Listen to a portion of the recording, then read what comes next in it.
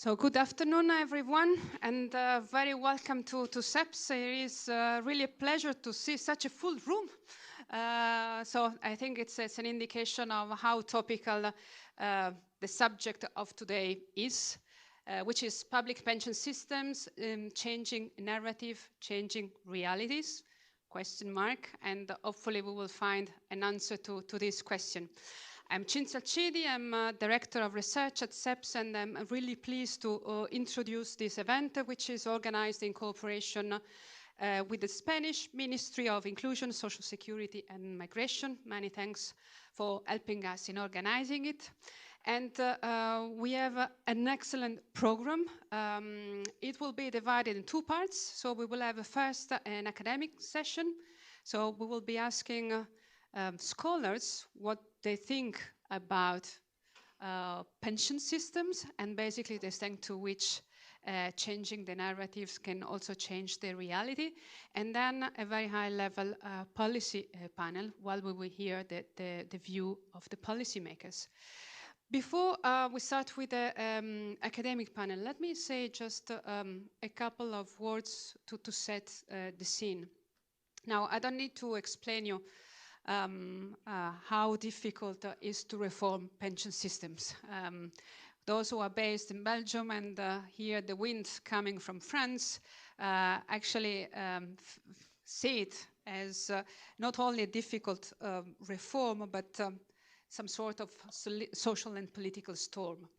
I think that there is much more than pension reform. That there are much deeper problems, but it remains a fact that reform of pension systems are, I think, necessary and very important, because decisions about pensions is basically a decision about redistributing resources intergenerationally, but also across social groups, in particular retirees and workers.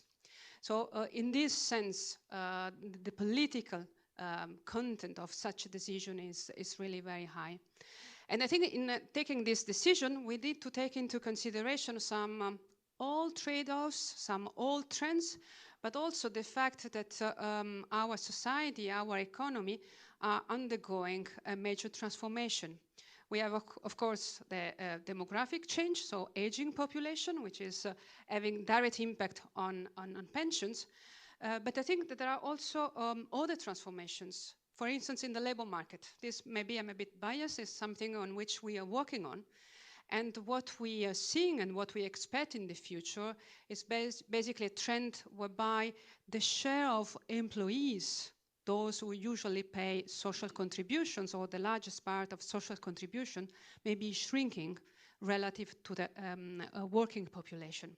So this is mostly an impact which is driven by technological change, development of platform economy, or other changing, even remote work, which seems to have stimulated the increase, for instance, of self-employed relative to employees. So these are just some of the challenges, major challenges, that policymakers have to take into consideration when taking their decision. And then last but not least, I think pensions have an intrinsic double nature.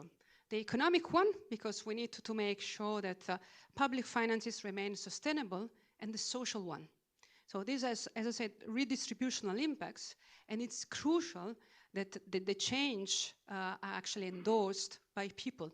And I think for this, it's also of crucial importance to explain people things, to communicate while changes are happening, and what are the consequences and the rationale for such changes. So with this in mind, I would like to invite the two speakers who are in person here. So Carmen and Bernard, please take a seat wherever you want. It's just the three of us on stage. And then we have connected online two other speakers, Francesca and Nicolas. I will introduce both of them in a second. So, hi Francesca, hi Nicolas. Thank you very much for joining us. Hello, thanks to you. So, Hi there. So let's move to the academic panel. So the question we have asked our four colleagues is the following: what have we learned to make pension system financially and socially sustainable and resilient? I think that there is little doubt that the academic literature on welfare states and on social protection is just huge. But nonetheless, I think it's important to remind us what are the main findings of this literature. Again, considering both the, if you want, the economic dimension of it, but also the social one, because I think there is still need for policymakers to understand what we have learned from the past experience. So I would like to start our debate with Nicholas Barr. Nicholas is a professor in public economics at the London School of Economics. Is author of a large number of articles and author and or editor of some 20 books. So he has really deep knowledge of welfare state and of social security system in particular. Nicholas, you wrote a piece quite recently, which is titled Pension Design and the Failed Economics of Squirrels. I found it particularly interesting, and I would like to ask you to kick off your intervention on this title. Thank you.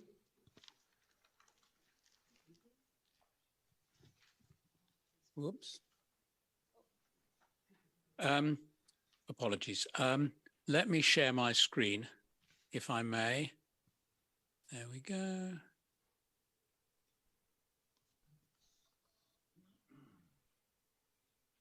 No, it doesn't seem to be. Almost. Right. Yeah. Okay. Bear with me.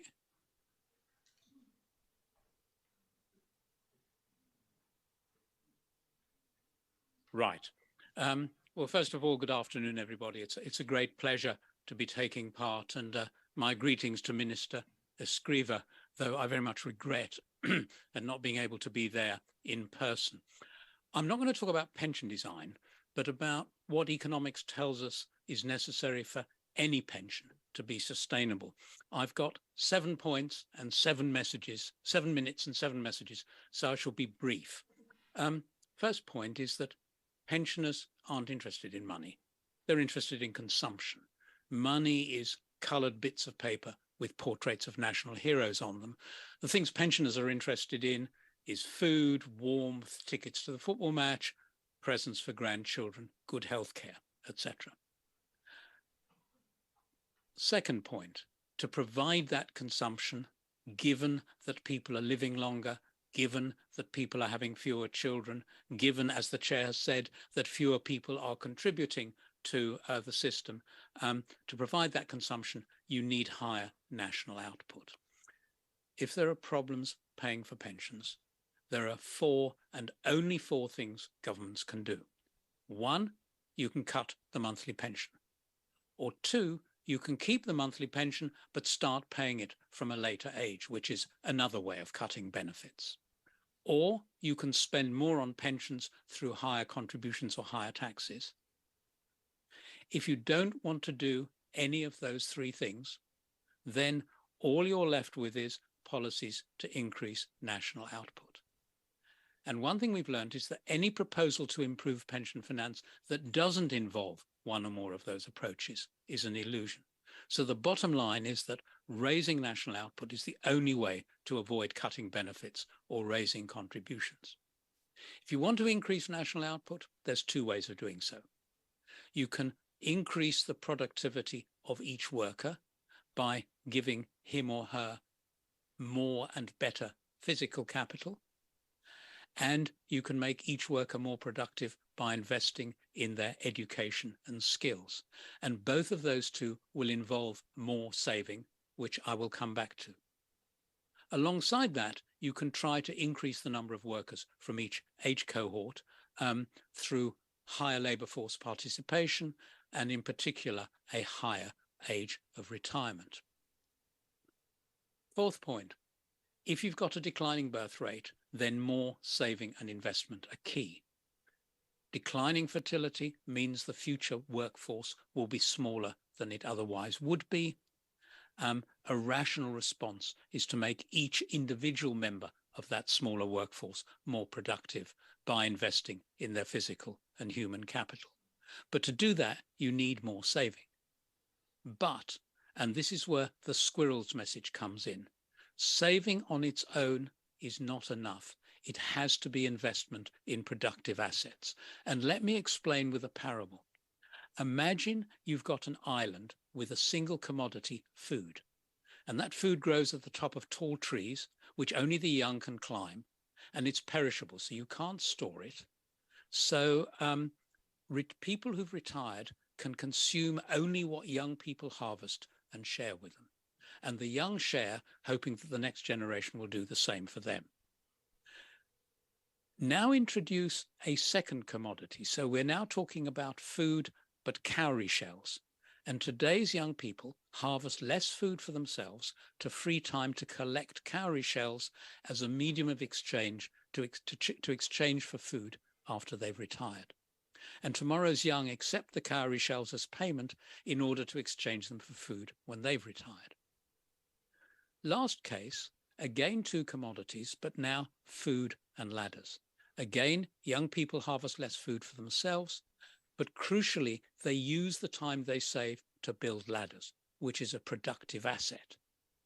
And when they're old, they let younger workers use the ladders. That makes the workers more productive and allows for a larger harvest, and the young share the larger harvest in exchange for the use of ladders. Now, the key point, and I can come back to this slide if people want more detail, is the extra saving only creates extra output if that saving leads to productive investment. And it's only if you get extra output that you have enough for workers and pensioners without cutting pensions.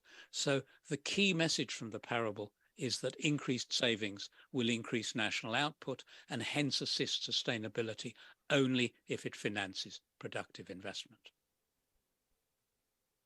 Sixth point, if you need more saving, there's many ways of doing it.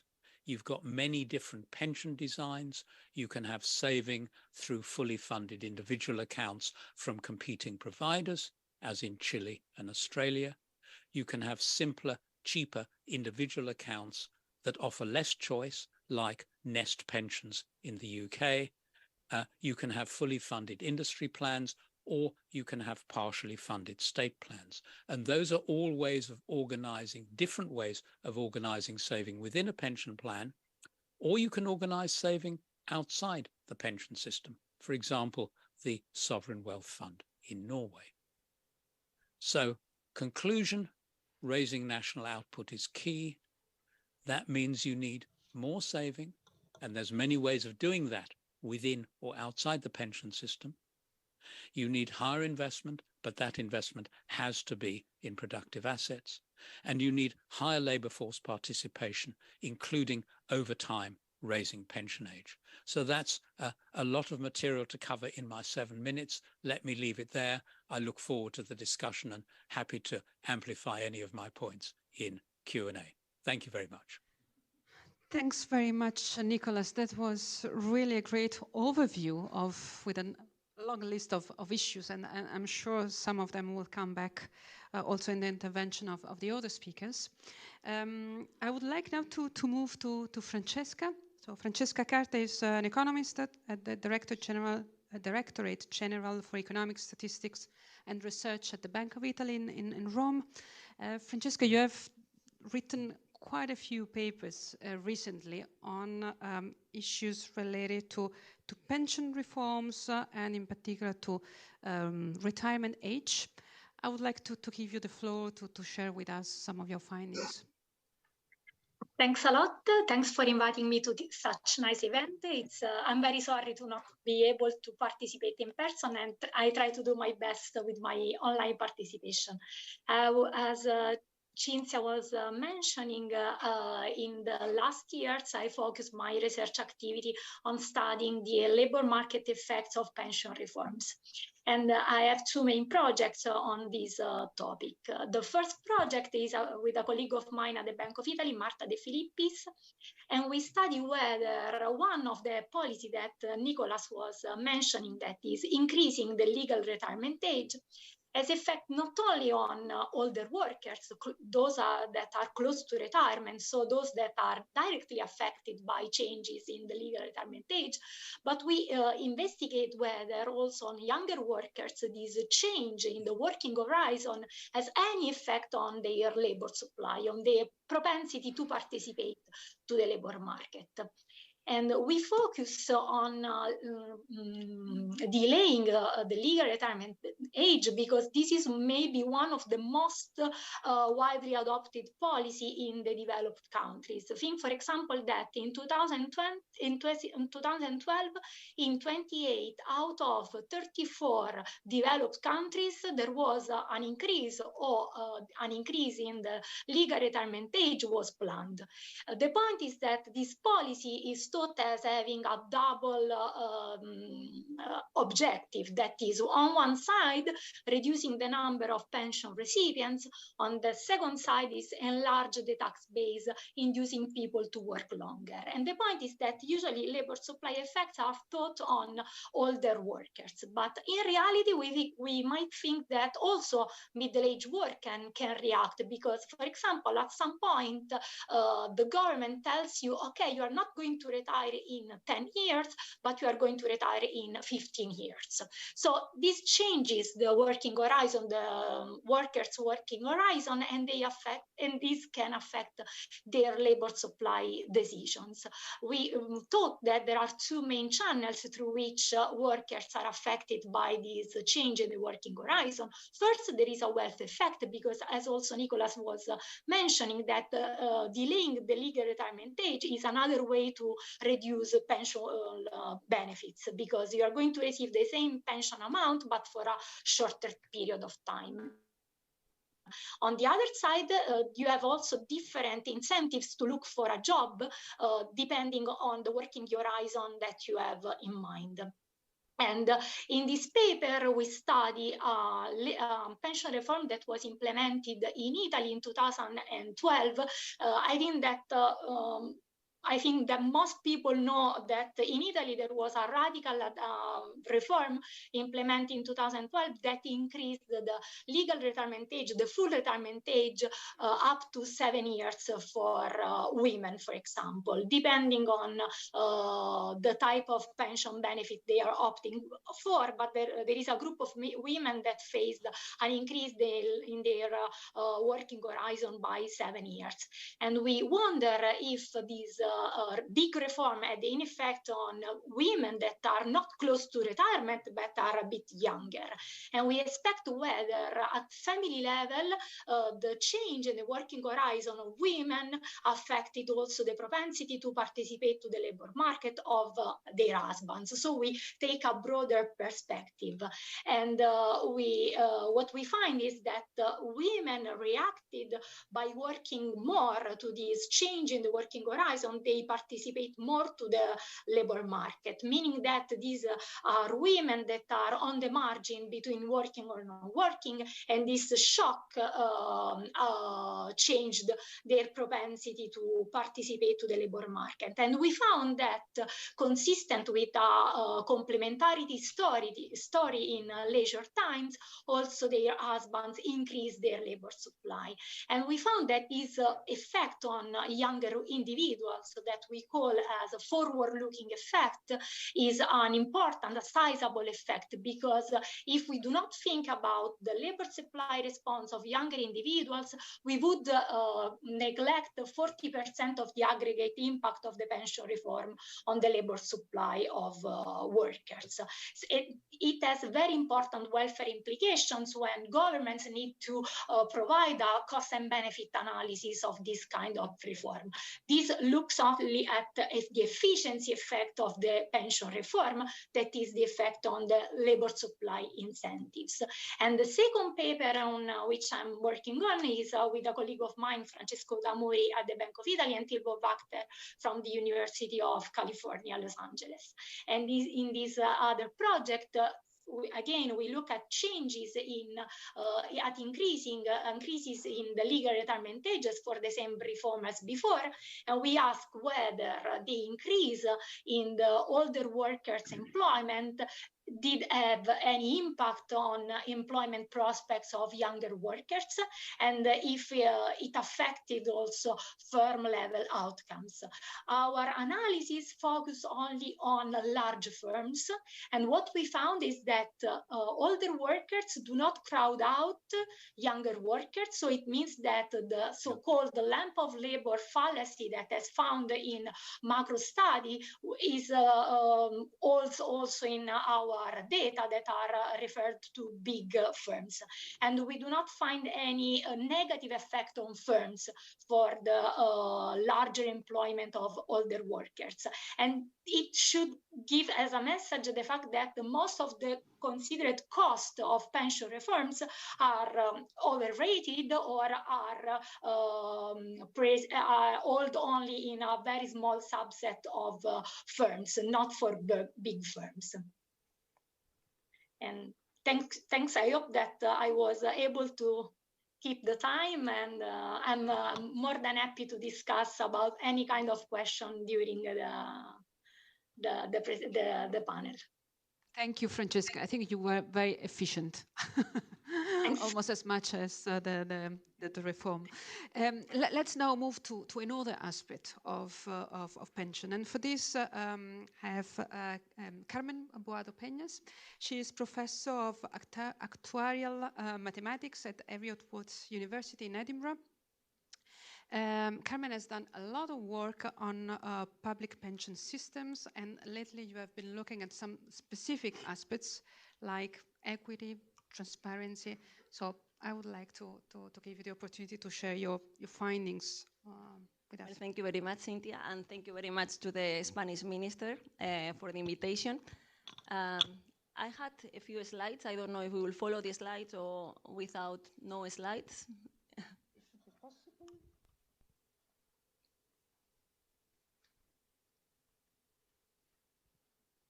Here, no? Yeah.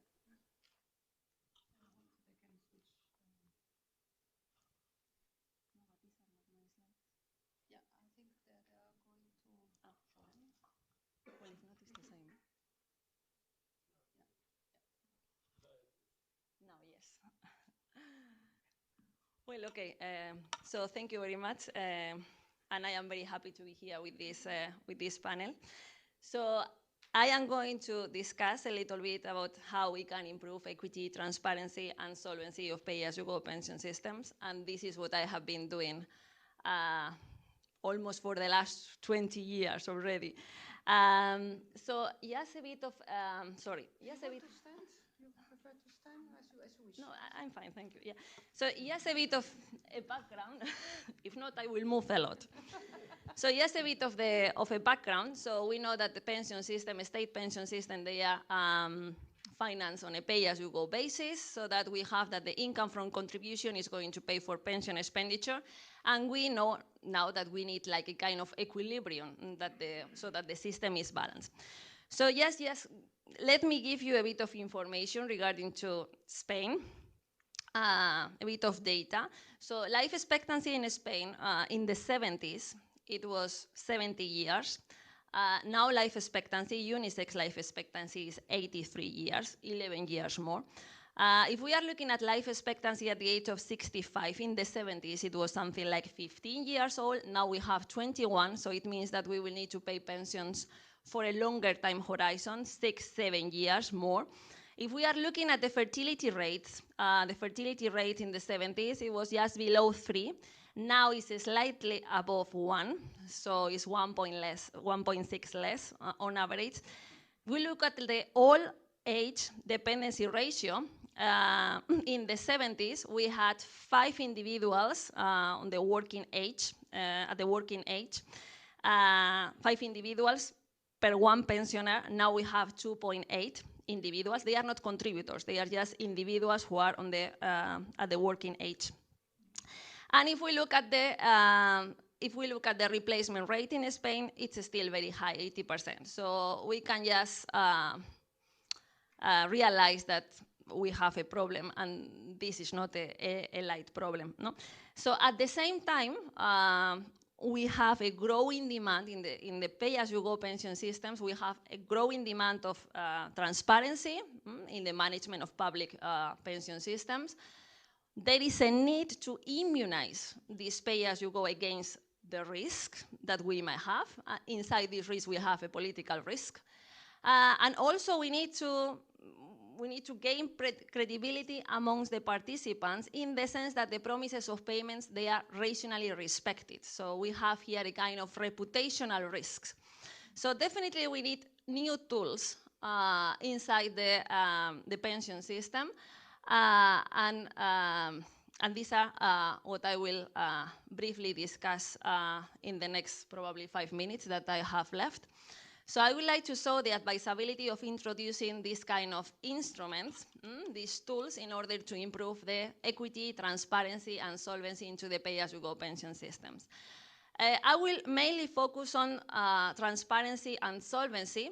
For equity, the pension system, well, a good thing for the pension system will be to be equitable, to be fair, in the sense that the contributions that one individual is making, it is related to the pensions that they are going to receive, that we narrow this relationship between the contributions paid by one individual and the pensions that the individual will be receiving. I wrote in brackets NDC, not because I want to suggest the implementation of NDCs into a country like Spain, but because NDCs, they really narrow this relationship between income from contributions and pensions that the individual will receive. Of course, a lot of governments, what they are doing, they are taking into account all the salary histories, and this is another way to try to narrow this equity. So transparency, okay, this is not moving anymore. Okay, so for transparency,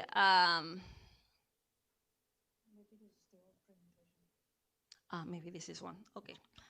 So for transparency, a good idea will be the implementation of an actuarial balance. No, it seems that this is an old presentation, so there is no more slides, so you only have me. So for transparency, we propose to compile an actuarial balance. What is an actuarial balance? Well, actuarial balance will be looking at the future of the pension scheme, and we'll be looking at the income from contributions for, let's say, the next 75 years, and we'll compare it with the pension expenditure, let's say as well for the 75 years. And we calculate the value today. We will calculate the net present value. Of course, if the income from contributions is higher than the pension expenditure, the system, we can just say that is sustainable in the long run, and vice versa. But this is information that we think it needs to be done on an annual basis, and to provide this information to the individual. The individual definitely needs to know what is the state of the pension, what is the financial health of the pension scheme. And this is something that is done already in some countries. For example, in the US, they do that every year. In countries like Canada, they also do it every 3 years. In countries like Japan, they do it. But this is something that we think that is necessary to improve the transparency. In countries like Sweden, for example, they don't do projections of the income from contributions and pension expenditure, but they elaborate a kind of actuarial balance sheet that they have the list of the assets and the list of the liabilities, and they compare both, and they see if the system is solvent or not. And they also do that every single year. Yes, let me tell you that in 2006, together with other people, we compiled the actuarial balance for the case of Spain using the Swedish method. 2006, Spanish pension system had a surplus. And at that point, we were already saying that there were 30% of the liabilities that they didn't have any backup as assets. So at that point, we were already saying, be careful, the system is not solvent.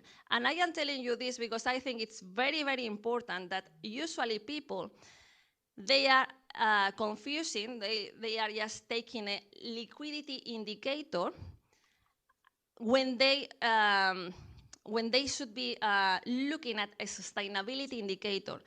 What it is happening in one particular year, this should not be important. If in one particular year the system has deficit, this is not really important. What it is important is what it is happening in the long run. And this is something that is quite important, that we should not confuse a liquidity indicator with a sustainability indicator. Now, once that we compile this actuarial balance and we give the information to the individuals, so the individuals, they know if the promises of payment may be rationally respected, because if the system is saying that the system is not in good shape, then the individuals might have an idea. But then a good thing, and what we really propose, is that the scheme should implement an automatic balancing mechanism. And this should be something that it should be, as the name just said, we can define this as some predefined measures to be applied according to an indicator of the financial health of the system. So we need to have an indicator of the financial health of the system, and if this indicator is telling us, hey, we have problems, then this automatic balancing mechanism should be triggered. This automatic balance mechanism needs to have some feature. So it needs to be automatic, decision needs to be taken in an automatic way. It should be taken, these measures, in a very short time horizon. So we should not delay decisions to be made. The changes should be gradual, so smooth changes. And also this needs to be transparent. So yes, the conclusion is, what we are saying is that it's very important transparency in the finances of the pay-as-you-go pension system. Contributors should have a reliable idea about whether the promises of payments may be rationally respected or not. And this compilation, if we compile this balance, it will be easier for the individuals to accept on an automatic balancing mechanism. And just a final remark, and I will finish with that. In any reform, information and understanding is vital. So individuals need to have the information, but also we will need to make sure that the individuals, they understand the information. So individuals, people, they need to be educated so that they can understand the problems and they can understand possible solutions. If we don't have that, then the individuals will never accept any kind of reform. And this is everything. Thank you very much. Thank you very much, Carmen. I think you were very clear even without the slides. So I would like now to move to Bernard. Bernard Ebbinghaus is professor of sociology at Mannheim University, where he holds the chair of macrosociology. Bernard has done a lot of work on welfare states, especially comparative analysis, but also labor relations. And until a couple of months ago, he was a member of the high-level group on future of social protection and the welfare state in the EU. The group has, I understand, finished its work. But I think it was really the opportunity to gather a lot of knowledge together. So, Bernard, the floor is yours. Yeah, thank you very much. Coming last, now I'm talking about social sustainability, and we have heard a lot about the kind of financial fiscal sustainability in terms of the aging of populations. There's this other aspect, the social adequacy of pensions, that we still need also to consider, because on the one hand, it creates the legitimation for these kind of pension reforms, so that we have also the second goal, social cohesion, and that's key in a way to have as we heard already, equity is one principle, certainly, to reduce the risk of poverty and to provide for living standards are the two key aims of, there we go, reducing the risk of poverty in old age is certainly one of the major aims of welfare states in Europe. We find that in all systems, but we know that particularly the kind of Bavarian systems with a basic pension have had this goal in mind when they created kind of universal citizenship-based pensions. But it can also be introduced and is introduced, of course, in the more social insurance systems through minimum pensions. The other aim is certainly to maintain living standard, and this can be achieved, as we know, through public earnings-related systems, as in the Bismarckian countries, in social insurance systems, but it can also be partially, at least, added through private contributory pensions. So they, of course, then kind of reproduce the inequalities in a society in old age, and whereas, of course, the minimum pensions and the basic pensions are a more redistributive element of welfare states. So we need to keep these two aspects in mind. Now, the pension reforms over the last 20, 30 years have really increased the marketization in the public system as well as in the private systems.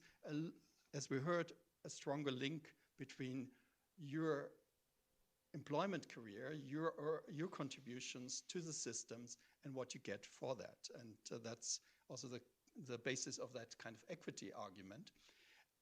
And it has also, in many countries, particularly, of course, in the Bavarian countries, with multi-pillar pension systems, very early on had the kind of pension funds created, the financialization of pensions.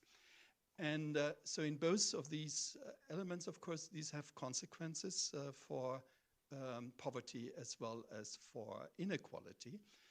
In terms of the more general pension reforms that tried to respond to the demographic aging, one of, as we heard from Nick, one possibility is, of course, to increase the retirement age. Now, this has been generally, contentious issue, as we see in the case of France. And the main problem there is that, of course, with increasing retirement age, there might be some groups in the labor market that have worked for a very long time and might have disabilities that prevent them from working longer. So it is important also to think about having disability pension systems in place that can solve that problem if our policy aim is to increase the retirement age. And we have to start at a much earlier time, and that's also something that the high-level group really suggests in terms of training and skills. We have to start maybe at 50 to already think about what are all the policies that we need in terms of making adjustment at the workplace, training, and so on, to allow active aging to that increased retirement age. Now, on the other hand, pension reforms, of course, with this kind of marketization link between your contributions and at the end your pension, are, of course, maybe more problematic in more flexibilized labor markets. So if you think about, there might be groups, atypical groups that are not well covered in the public schemes, but particularly in the private pension schemes, access to such occupational pension might be very problematic for atypical groups, and they may have a lot of interruptions in their working career. So we need to think about that. The two aspects in terms of poverty and inequalities are that poverty, as I said, really requires that the basic and the minimum pension is at a level that is sufficient enough to raise people out of poverty. And my own research showed that that can be achieved in some of the basic, but also in some of the Bismarckian systems. But many current pension systems are somewhere in the middle. They have a medium level of poverty. And in in the more periphery of Europe, we have a higher level of poverty. Inequalities, of course, there are lots of inequalities that are naturally kind of reproduced through the earnings-related or contributory logic of these systems. But we have to think, for example, in terms of gender pension gap, that this is really reflecting the pay gaps of their working lives and the past employment histories that they had. And this creates lots of inequalities for women in particular. And therefore, then the question is, to what degree can public systems here redistribute, for example, giving credit to women for child caring? This is not the case in more privately organized systems. Our experience, and if you think about changing narratives and changing realities, if you think about the corona pandemic, it became clear that public pension systems are automatic stabilizers in a crisis. They secure the income for older people. If we think back to the financial market crash, it was a problem for the funded pensions, occupational pensions, private pensions, particularly in those countries with multi-pillar pension systems, where then suddenly older people might have had to retire later than they expected, had income losses because of the stock market not performing as expected. And we are not so quite sure for the future returns. Nick made a good argument in terms of we need to invest in the future, and these future investments hopefully have, even in a demography of aging societies, still a growth perspective. So future returns will be positive, but in times of crisis, that's not always guaranteed. Last point, in our work in the high-level group, we adopt a life course perspective, and that's very relevant, I think, also for pension policy, because the best kind of pension policy in the long run is really to think about an inclusive employment policy, not just raising the employment rate overall because of the fiscal part, but also because of the social sustainability. If we want to reduce gender inequalities, for example, in pensions, we need to also tackle the kind of employment problems of those groups that are not yet really integrated into the labor market. So thank you very much for your attention. Thank you very much, Bernard. This was really very interesting, and I think it complemented a lot of what has been said earlier. Is there any question coming from the audience to the four speakers? Then maybe I will ask a question so that you can think through and then raise it. I would like to go back to Nick. So I think that your message was somehow very clear. So basically, you need to have economic growth in order to have a sustainable pension system and to avoid to take decisions which may be very difficult. I would like to elaborate a bit more on your point about savings. So you need to save, but it's not enough to save. Right, thank you. Let me, if I may, just come back to share one slide, because this...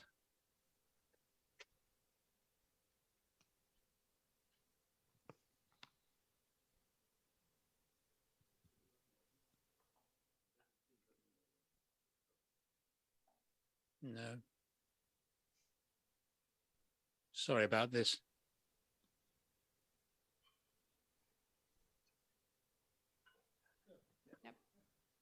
Right, very briefly, you need to save, but if you save in cowrie shells, that's case 2. Workers have a pile of cowrie shells, but they don't have any extra output. And if you've got an increasing number of pensioners and a lower number of workers and no increase in output, then you're sharing an unchanged output among more people. And that's why pensions would have to fall. Whereas in case 3, where the workers use their productive that use time to build ladders, which means that future generations can be more productive, which means output is greater in the future. And if output rises enough, then workers and pensioners can have, then there's enough output for workers and pensioners to get what they expect and were promised. So the key point there is, if you have fewer workers and more pensioners, either you cut benefits or you have to grow output. And there's no way around that.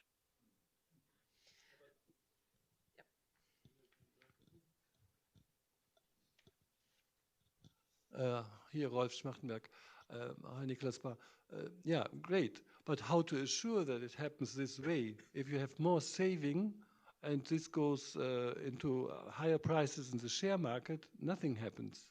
So there must be some policy behind which assures that this will create additional investment, productive.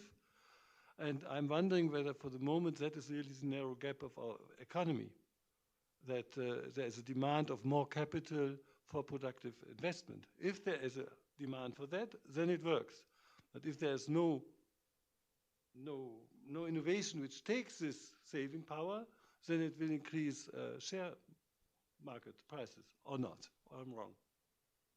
Okay, there's two ways you can. What do you do with worker savings? One way is to leave it to financial markets. Financial markets have the hugely important task of taking the savings of you and me and translating them into productive investment. That's the theory. We know there are distortions in financial markets. It is one of the roles of government to try to reduce those distortions. But there are other ways of doing it. You can have investment managed by government, though not necessarily done by government. In Canada, for example, the Canada Pension Plan Investment Board is a government entity, but at arm's length from government. And as they say in their annual report, they invest for decades, not for quarters. The Norwegian Pension Fund does the same.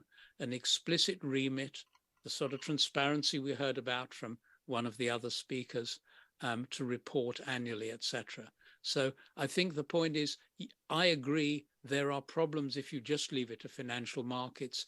If managers pursue short-term profits at the expense of long-term productive investment, then it's not going to work, which is hence my emphasis. It's not just more saving. It's not just investment. It has to be productive investment. And you've put your finger exactly on the point. It's got to be productive. Another question? Yes, no, actually, I would like to step in on this issue, which I think is key. And in my view, what the response to the coronavirus crisis in Europe via the Next Generation EU and Recovery Plan basically builds on this idea, because European funds will be used concretely for very productive investment, actually accompanied by structural reforms that enhance these productivity gains. And in the case of countries like the one mine, pension reforms are part of the recovery plan. They are basically surrounded by reforms, investment in delatalization, in green industries, in a number of areas in which public funds, together with private funds, there would be partnerships associated, are geared towards precisely enhancing productivity and enhancing potential output of the economies, basically following the ideas that have been mentioned. So there are ways in which public policies can be designed to achieve such a goal. Thank you. Nick, would you like to react? Just to say, the key point, it has to be productive. It should be public or private, whichever works. And I agree, the public has an important role in that. But I mean, there's problems if you leave it all to the public sector. So we're talking about public-private partnerships that work. Thanks. We have another question here. Can you introduce yourself? Yes. Good afternoon. Yanis Natsis from the European Social Insurance Platform, ESIP. ESIP brings together statutory social security institutions covering all branches of social security, including, obviously, pensions.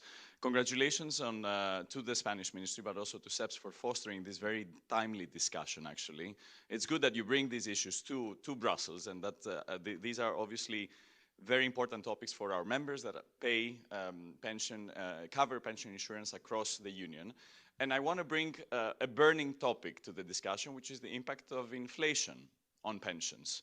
We heard actually from one of our members coming from Italy that the evolving crisis, because we organized a workshop on the impact of inflation on pensions actually this week on Tuesday, that the budget impact is massive. And this affects also the outlook.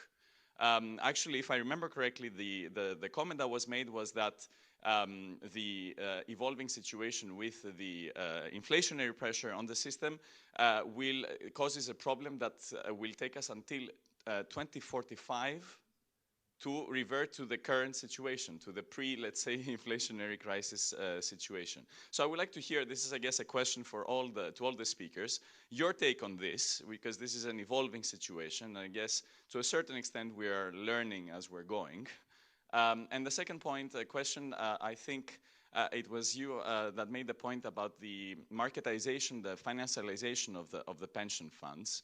What is this, the long-term impact based on the lessons learned that we can draw from this evolution? Thank you very much. Thanks very much. Anyone would like to take the question on inflation? Any one of the speakers? Nick. I mean, Yeah, I see. I mean, I could just say briefly, in theory, if prices double, but output doesn't, if output remains the same and prices double and incomes double and the revenue you get from a given social security contribution doubles, everything doubles, but real pensions stay the same. So it's back to the point that, yes, inflation can cause real problems in the short run, but in a well-designed pension system, if output is maintained, you can deal with inflation.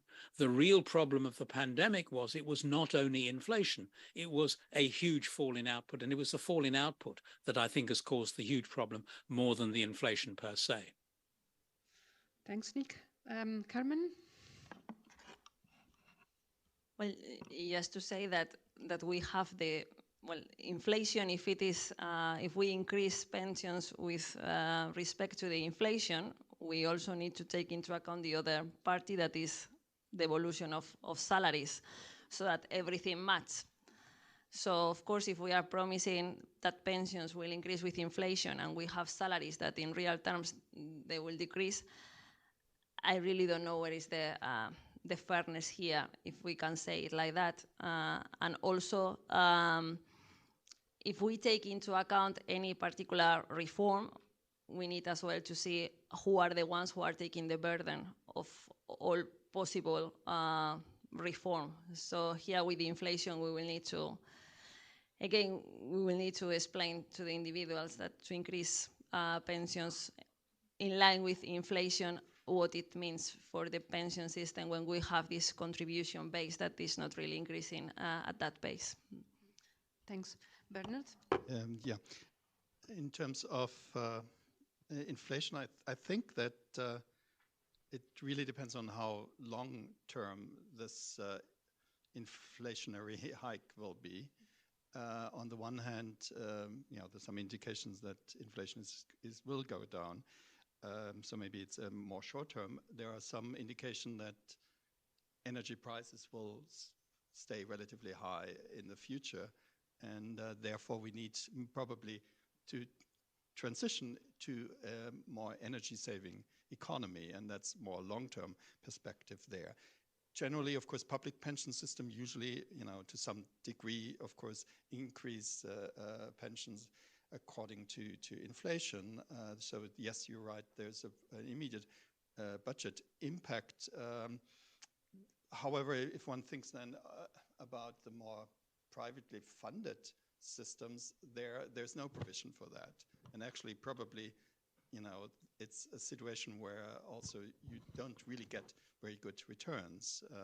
Maybe you have to wait until the interest rates on your savings will go up as central banks respond to that. But you basically, again, I guess the public pension systems are the reinsurance for pensioners that inflationary pressures actually will be mitigated, whereas you can't be so sure if you have are more dependent on invested funded pensions. The long-term impact, I think, still needs to be thought through. I'm not an economist, and I think it would be really important to think through all the consequences in terms of a very strong financialization strategy, setting more on funded pensions. What does, for example, the change towards a green economy mean? Having more, social and ecological investments, will they have the same kind of growth potential and so on? There are lots of questions that need to be answered, I think, in future research by my colleagues from more the economics department. Thanks a lot. Jose? I'm Jose Fernandez from Social Security Administration in Spain. So it was very insightful ideas from all the panels. I have a question for Francesca on I think this is one of the issues that so your research on showing how labor market participation of aged workers not only doesn't harm participation by younger workers, but also increases the demand for these kind of workers on firms at the micro level. I think this is sort of tackles two of the policy measures that we are trying to use to make our pension system more sustainable on both fronts, but increasing participation age of younger workers, but also making the system more sustainable through higher participation rate of aged workers. So my question was whether is there something in your research that shows how these complementarities between these two type of workers can be maximized, or what kind of policy interventions we should be considering in facilitating firms to hire and to retain workers at both extremes of the age ladder. So my question was about these policy lessons that we can learn, not only in thinking in dimensions of the pension system, but also in the labor market. What kind of things we can do to facilitate and increase these complementarities across workers? Thank you. Francesca? Yes, thanks for your question. It's very important. Our results point out that older workers, I need to make a remark that we are talking about older workers, meaning that they are about 60 years old. So we are not talking about 80 years old workers, that it would be much, I think, different the result, because of course the productivity might decrease over the working horizon. And we are talking about the complementarity between workers that are around 60 years old with younger workers that are below 35. And we found that there is a stronger complementarity between these two groups of workers rather than with respect to middle-aged workers. And this is consistent with the idea that usually older workers, senior workers, are endowed with first specific human capital that is valuable for firms, and it's not endowed by younger workers that are typically hired on the external market. So it means that effectively, at least large firms, senior workers are endowed with first specific human capital, and you can promote this complementarity by trying to foster with training the firm specific human capital of older workers, and then this would facilitate the hiring of younger workers doing a kind of task jobs that are very complementary to the one performed by older workers, that can be devoted to more specific tasks within the firm, while more general tasks for younger workers. And we might think that there could be also some transmission of human capital from older workers to younger workers if they perform complementary jobs. And we favorite that there is a share of human capital among them. Thanks, Francesca, for this. We are approaching the end. So the way I would like to conclude is basically to ask each of the speakers to give one single message to the policymakers in the room so that they can go home with a clear message. Maybe I start in reverse order. Bernard, you go first. In terms of, I think, in terms of changing the narratives, I think we do need to make a better case in terms of the role of the public pension systems, and so in terms of really how much it can provide more equal and poverty reducing role, and that it is really there as an automatic stabilizer in a crisis. So this kind of message needs to be understood, I think, more generally in the population, that it's not all pensions are not unsafe in the future because of the demographic aging. We, I think, can control that problem as we discussed it today. It's more important there's an understanding what's the role of the public pay-as-you-go systems for the societies. Thanks a lot. Carmen? Yes, well, I think first of all, there should be like a political agreement between the different parties. We know that pensions is something that we want this to be forever. It's not only for the next 4 years. So it should not really depend on the current political, the actual political party. Pension schemes need to be transparent. We need to provide information to the individuals. And sustainability is not the only issue. We have been seeing that adequacy is very important, so we will need to make sure that there is a kind of redistribution between individuals with high income to individuals with low income. And still we need to explore maybe some kind of mixed pension schemes, development of occupational pension plans. But taking this, we need to be careful as well with that, because we really don't want to transfer any risk from the government to the individual. But we really need to try to maximize this expected return that the individual will have. Thanks a lot. Francesca?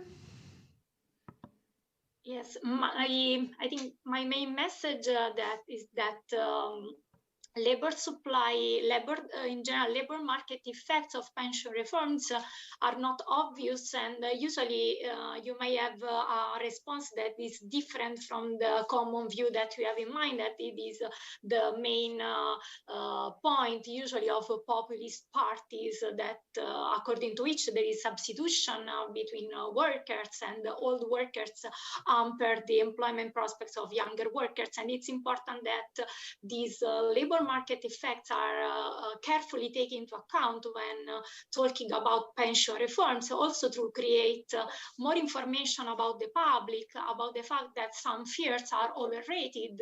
And of course, pension reforms are socially costly, especially for older workers, for those, but the horizon that politicians should have and policymakers is that it's much longer than just looking at the few next generations, because the pension system is, especially in some countries where it's pay-as-you-go, and it was quite generous in the past, is becoming unsustainable and too expensive for current generations. So it's very important to take into account the intergenerational problem and the labor market effects that the pension reform can create. Thanks, very clear. And then last but not least, Nick. My message is so blindingly simple that it shouldn't need to be made, but people often forget it. If you have more pensioners and no increase in output, then workers have to get less, or pensioners have to get less, or both have to get less. And the only way to fix that is by growing output.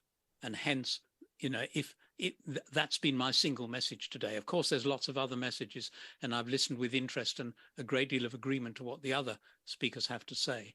But unless you have the increase in output, one is in a position of trying to have managed decline. Hence the point, raise output enough and you've got enough to pay for promised pensions, even if you do have more older people.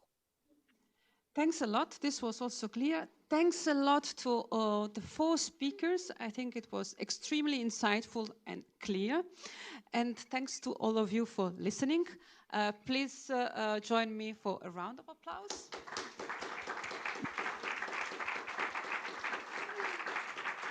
To take headphones for simultaneous translations, they are available at the back of the room.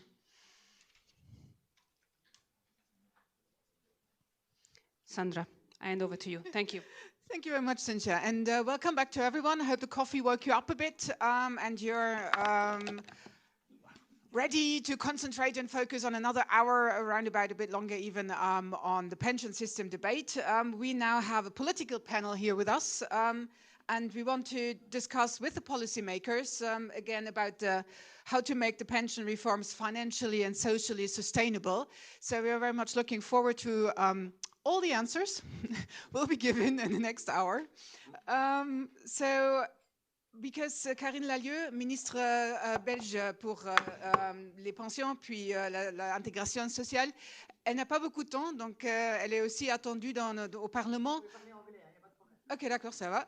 On va changer. So she will have to run, unfortunately, over again to the Parliament. So thank you very much for making the time, nonetheless, to come over and share Belgian insights with us. Because of that, I will sort of cut my introduction of the others short and do this afterwards, and give the floor first to Karine Lallieu to maybe say, your key messages. What do you think are the key elements that need to change? And also, what are the main obstacles that you are currently encountering? And also, how do you try to solve them? C'est un programme, hein, c'est tout un programme, effectivement. Alors, quels sont les éléments clés? C'est d'abord ne jamais séparer la soutenabilité financière de la soutenabilité sociale. Je pense qu'on ne peut pas faire une réforme de pension rien qu'en pensant effectivement budgétairement et au coût, sans penser effectivement à la soutenabilité sociale de notre système des pensions. Autre chose, ce qui est important ici en Belgique, c'est la différence des pensions entre les hommes et les femmes.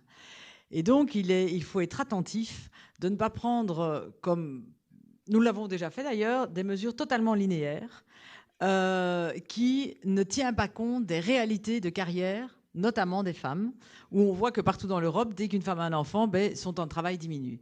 Si on prend des mesures totalement linéaires, effectivement, ça risque d'augmenter le gap de pension entre les hommes et les femmes.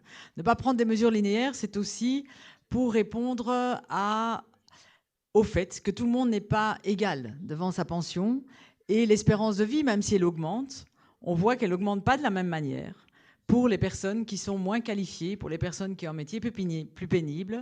Et donc, quand on augmente l'âge de la pension, avec toutes les conditions, ce qu'on a fait en Belgique, puisque l'âge de la pension, je parle peut-être trop vite, l'âge de la pension en Belgique est 67 ans, et on doit partir de plus en plus tard en pension anticipée, eh bien, il se fait que des personnes qui ont les métiers les plus pénibles, qui ont une espérance de vie la moins longue et donc qui profitent le moins de leur pension, doivent travailler en années de carrière plus longtemps que des personnes qui sont en bonne santé par rapport aux règles linéaires que notre propre pays a pris. Ce qui veut que je veux corriger ça dans le cadre de la réforme des pensions. Est-ce que c'est facile? Non. Parce que nous avons... non. Parce que nous avons aussi, évidemment, à nous soucier du coût budgétaire, évidemment, du coût du vieillissement, qui était normalement prévisible pour tous les États, mais tous les États n'ont pas été fort prévenants. Mais c'est le cas pour tous les États, effectivement. Ce qu'on a fait aussi, c'est augmenter la pension minimum, un peu à l'instar de l'Espagne, la pension minimum. Donc, on a une augmentation de pension minimum jusqu'à, pour une pension minimum pour 45 années de carrière, puisqu'en Belgique, c'est 67 ans en 2030 et 45 années de carrière, elle sera de 1600 euros net par mois.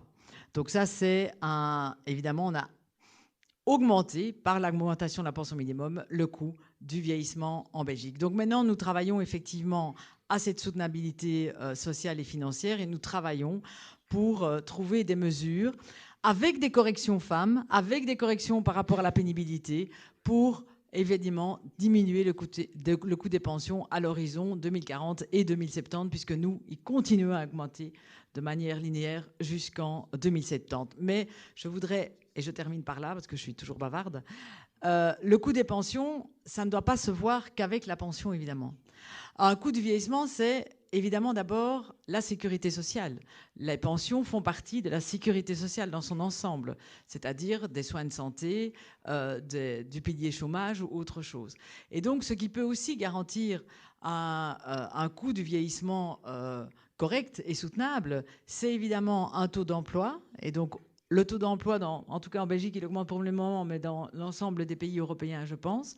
Parce qu'un taux d'emploi, ça veut dire des cotisations, mais il faut des emplois de qualité avec des cotisations sociales et pas qui détournent les cotisations sociales.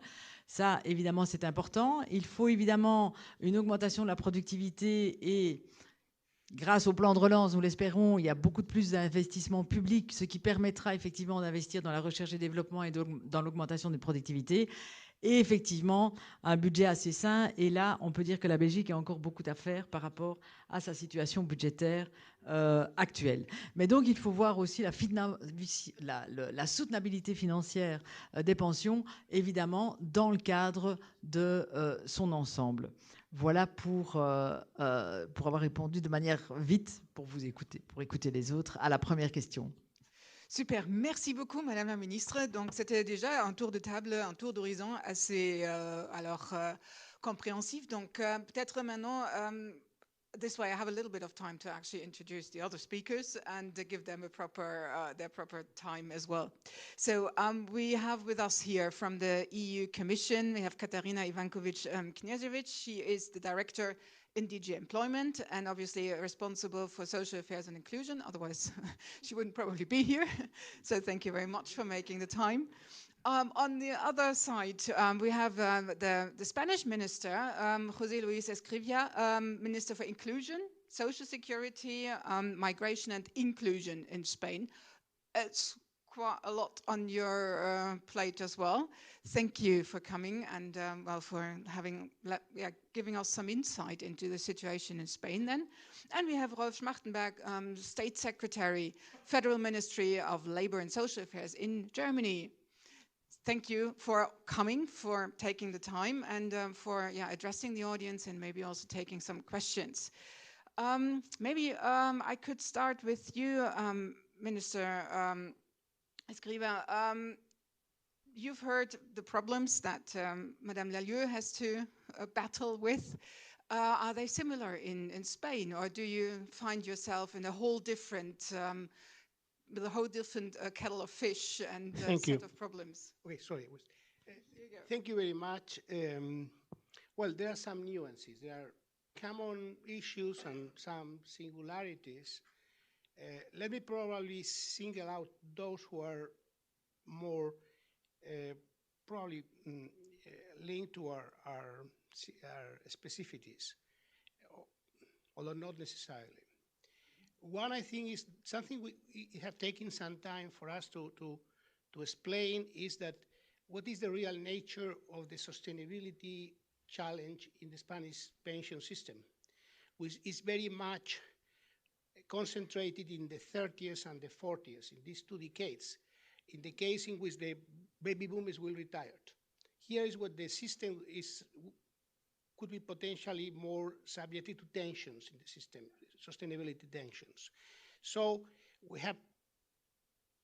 we needed to convince stakeholders that the measures oriented towards the sustainability of the system had to be very much designed in order to tackle these problems, which are protected 20, 25 years, but are also limited in terms of time horizon. A second issue that I would say has also taken some time for explanations and convincing people is something that has been mentioned actually in the previous panel, which is basically is to try to make it clear that there is complementary between senior and junior workers. Since we had been designing our reform with elements basically based on voluntary incentive for late retirement or discouragement for early retirement, basically behind this policy measure is the idea that people voluntarily can work longer, and by doing so they are really supporting the system. Sometimes there is this view that this is at the expense of younger people in the labor market. We have make it very clear that this is not the case, and what we heard from the previous panel from an Italian academic is that from the Banca d'Italia is certainly that the evidence is very, very strong in doing that. So I think there is a need for a cultural change even in the labor relationships, and the interaction between workers and entrepreneurs in order to adapt working lives and accommodate senior people and also the human capital they can bring out, in order to ensure that this sustainability, this complementarity between younger and senior workers is really achieved. And probably a third element that for us has also taken some time of convincing people is that we need, in terms of particularly of revenues, we need to go to a more, but in general in the system, for more homogeneity in the system in order to avoid a special status, which may be detrimental to the sustainability of the system. And in our case, it has been particularly important with a balanced solution to design a system whereby over the medium term, self-employed people will have basically the same scheme in terms of contribution to the system, but also in terms of grants and rights, than those who are workers with a salary. For the time being, I think these three elements I think have been very relevant in design of reform and interaction with the stakeholders. Thank you very much. Yeah, a very interesting sort of list already of things, as we have the male-female sort of divide, the gender pay gap that sort of continues if nothing changes. Also, well, the life expectancy plays a role. Then also, yeah, when people get to retire or when do people have to retire, it's also a different narrative. The role of the ones being self-employed and obviously contributing differently into the system is also a very a tricky one to solve. So there's lots of things that probably need addressing. Rolf Schmachtenberg, does Germany add more to the list, or is this a similar situation for Germany as well? I think the structural problems might be the same. The topic is the same, but we are all in a very different environment. And the German environment is such that the German pension system by international standards is not very high. So our main focus is how we can stabilize this German pension system, because otherwise we will have a problem how to legitimate a system where people are forced to pay obligatory contributions, but then the outcome is not worth. That is why this might be a little bit a different approach here in this setting. But I would like to come also back to this discussion earlier. I think for us the first and most important point, and that's why I'm very happy that we have this discussion today, is common understanding. It was a point which was raised also by the scientific speakers, that in particular in democracies, that we need a better understanding how pension systems work. And there's a main point is for me that old age income results from redistribution. This was said several times. of present income organized either through contributions, taxes, or capital income. But it has been produced then when you want to consume it. As it was said by Nick, they don't want money, they want consumption. Yeah, they want services, so they have to be provided. And to understand this, and then you can have a variety of ways, and every nation has a different way to go along, but this is a basic point. The second, I made already, adequacy. A third point, that is a problem in Germany, universality. The pension system connects the whole population in a common effort and achievement. This would be an ideal picture. Everybody is involved. The truth is that in Germany, a little bit more than 70% of workforce are only in the statutory pension system. 70. Yes, so there are 30% somewhere else. And that's really a black hole, that's a really bad part. As far as I know, the reason is that there was an ILO conference in 1944 in Philadelphia where they decided universal coverage in social systems, but as far as I know, Germany was not at the conference. But there's some truth in it. We did not have this impulse, and we stayed with a German traditional system of Stände. We call it Berufsstände. It's coming from the Nobel times. And so we have people like me, civil servants, out of the picture, but also self-employed out of the picture. And this also makes the debate in Germany very difficult, because a lot of people who are debating a pension system in Germany are not concerned. They're talking about the others. They know that the others don't need so much. And that is why, for us, this is actually the crucial point. Stabilizing, okay, and how we can really get to a universal system. So that was already the idea in the last legislation, but now it's once again, so to introduce this. And then I think we have to find a way and an understanding of an equilibrium. How pension system can be in equilibrium when the development and the population. That is another point. And that we have to focus on this equilibrium path, which means, for me, it's natural if population comes older, then there might be also more money for a pension system. And last point, strong economy and stable workforce, that is the clue for the pension system. And here in Germany, we are very much impressed by what happened the last 10 years. All the forecasts were wrong. As per the forecasts, our population would be much smaller, our workforce would be 5 million less. And that is why we are relatively stable now, and that is actually what we want to continue. We don't want to continue a picture of demographic decline, and then we make everything smaller, and then one day there's one who closes the shop.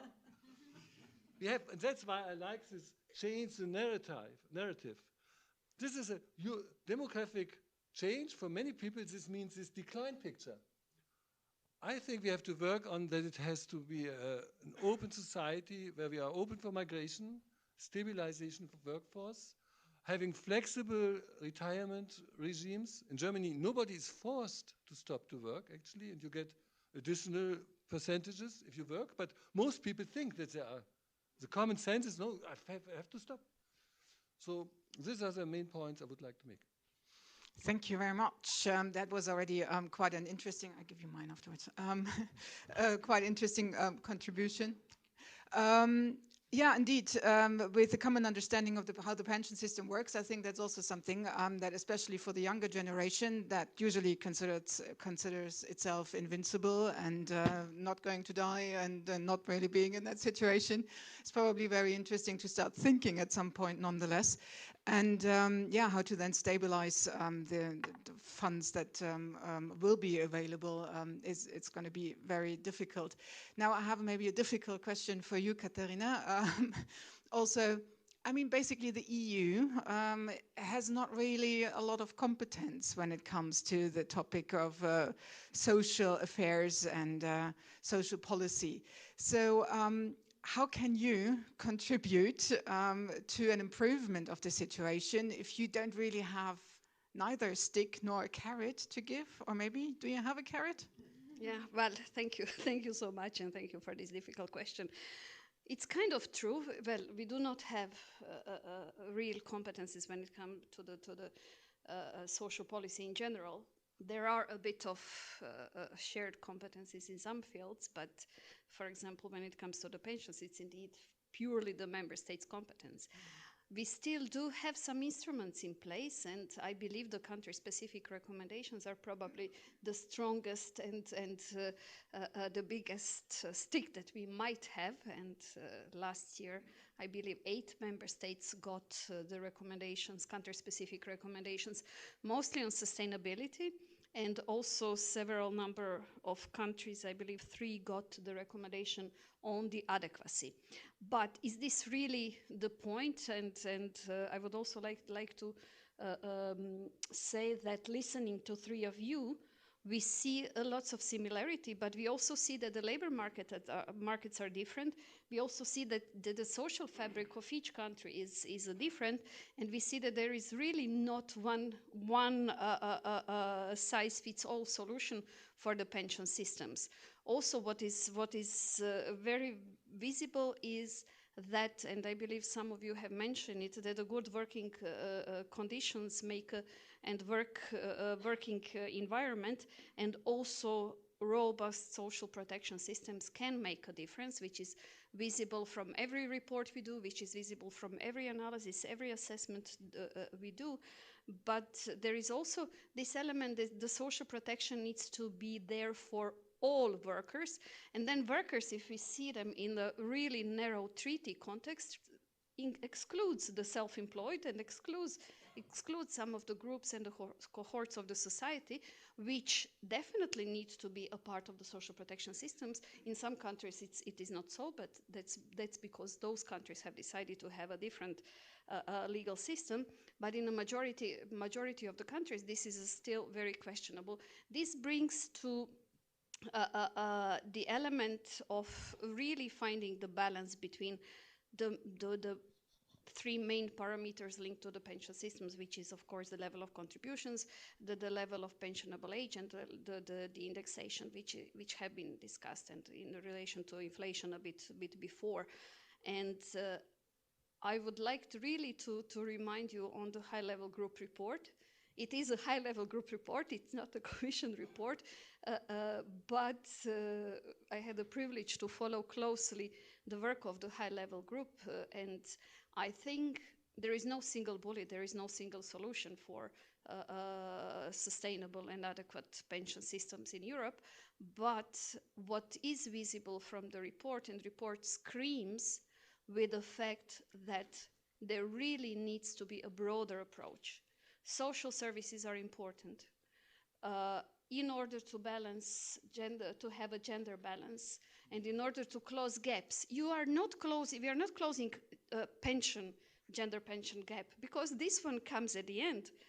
We have employment gap, we have a pay gap, we have a care gap, and then we have a pension gap because women get lower pensions as they have not been working, because they were taking care of children, of the dependent household members.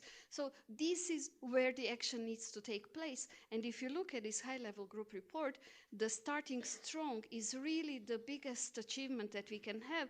And if you look in the EU level policy, soft measures that we implement quite a lot. And if you take a look on the European Child Guarantee, which says that each child needs to have a free access to early childcare education and care education, health, housing, etc., then these are the starting points where we free women to go to the labor market, when we free children, or not free, when we let children have a good and solid education that they can follow up with a good workplaces and a solid career. And this is all interconnected. And the time, I truly believe that the time is coming where the pension systems will not be able to see them as an isolated island. They will have to be a part of many islands that are surrounding them, building the whole picture. Thank you. Now, thank you, Karine Lalieu, for coming, for making the time. I know you have to run again and satisfy the parliamentarians, so very understandable. So then maybe if I can come back to you directly, from your overview, also from the high-level report, would you be able to pick the top ideas or countries that really have good and best practice examples where you would think if all countries were to follow that, that would very much improve the situation? Could you name sort of your maybe top 3 for that? No, I would never dare to do that. Absolutely. I could name the countries that revoked the pension reforms in the last couple of years, because that also shows a pattern, and it also shows that something is happening in European arena, because a number of countries have introduced, like, for example, increasing the retirement age, or having some additional elements, but then revoke those reforms. So this is something that we see happening, and that was happening, let's say, in last 10 to 15 years. We have a whole group of Central Eastern Europe countries that have been having the reforms in last 30 years that were not really stable, and that show lots of weaknesses in their system, especially when the development of the first and second pillar did not go as planned, as envisioned in the beginning. It shows the fragility of the systems, and it shows that the long-term planning is needed.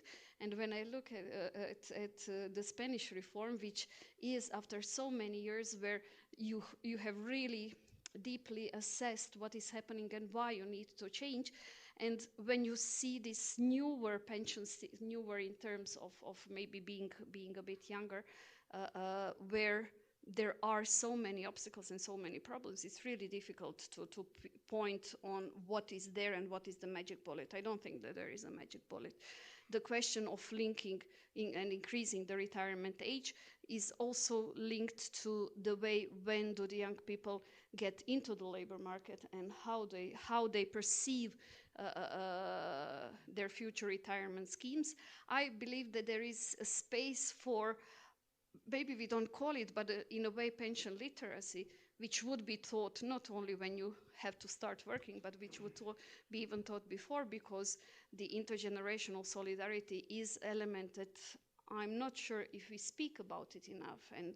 And Rolf was really reflecting on it a bit in his statements, but I would really not point one of the member states as really example that everyone should follow, because each country has to find its own path. So no teacher's pet in the EU there. I like the idea of better and improved pension literacy. I really think there we are still missing a trick in trying to indeed explain this to everyone, that this will hit them at some point if they want to or not. Unfortunately, we don't have anyone from France on the panel. So maybe I can address the question to Mr. Escriva nonetheless. Do you see something similar? Because obviously we were talking about raising the retirement age. France seems to be burning because of that. I hope for Spain it's not a similar situation. But when we are talking about the path dependencies that you have mentioned, both of you actually, from decisions that were made in the 30s and 40s that still influence a lot. If you're making decisions today, how do you feel this is going to work out? Thank you. In Spain, there is a bipartisan commission in the parliament that 2.5 years ago made a number of recommendations to the government to design legislation to be passed further to the parliament, by the parliament. And we have been working for 2.5 years actually with the social partners and also with parties in order to do so. But what they ask us is 3 things. I think that the challenge is that these 3 elements can be achieved simultaneously. Basically, what they told us is you need to come up with a pension reform that ensure the sufficiency of the pensions, basically that the replacement ratio remains over the medium term. Second, that the system is sustainable over the short, medium, and long term. And finally, they ask us to add a few elements to reinforce some elements in the solidarity of the system. So how to address simultaneously this triangle? I would say that starting with the latter, something we did is basically to make a clear distinction between the sources of finances of the pension system, whereby the non-contributive systems, those oriented to the solidarity, need to be paid clearly, not with social security contributions, but clearly with the budget, with the central government budget. Actually, this led to an identification of expenditures in the system, non-contributive, which amount to 1.5 of the Spanish GDP. And this includes minimum pension, the enhancing of the minimum pension. If really the society, the government wants a higher minimum pension, which is desirable for a number of reasons, of course, needs to be financed from the budget. Second, there has been a strong focus and demand on a gender issue, on basically reducing the gender gap. So there are a number of measures in our system now oriented to cater for that by providing higher pension for primarily those women that have to discontinue or reduce their activity in the labor market primarily following the birth of the children. And finally, there has been a third demand for solidarity that has to do with those who really have more volatile careers, particularly after the financial system, the financial crisis in the past, that probably, unlike in the past, the last years, professional years, working years, are not the best ones, and the system was not designed to cater for this problem. So we have included a number of measures that primarily are financed with the general government budget, so that it's a clear distinction between the non-contributive part of the pension system and the contributive part. For the contributive part, I would say something that has been key is to move away from the idea that all the measures for the sustainability need to come from expenditure reduction measures, that there are also revenue-enhancing measures over the long term run, if well designed, that can really move in the direction of reinforcing the sustainability of the system. And that has been, I think, also quite important in the design. And then I would say that finally, and that's a key element in the design, that when we are discussing about sustainability of the system, we are making projections about 25 years, which are quite uncertain. Uncertainty doesn't mean that they are going to move on the downside. Actually, there are quite a number of elements in which we may have upside surprises, as the one we are having now in the labor market, by the way. So we need to really come up with a central scenario. And I think it's not a good idea, like sometimes has been done in the past, to put really on a very conservative negative scenario and to upfront measures in order to cater for that scenario that may materialize or not. It is much more preferable to have the more likely scenario as the central one, and then have a closing rule that we have in our system now, whereby every 3 years in our case, the scenario is revised. If needed, there will be measures, and that this rule is really designed in such a way that is credible and it will be enforceable. I think this is the way to deal with this situation. And I think that's the way we did it, and I think that this helped to, at the same time, ensure sustainability and sufficiency of the pension in the system, with a clear view that if further measures were to be needed, they will discuss when the problem is identified.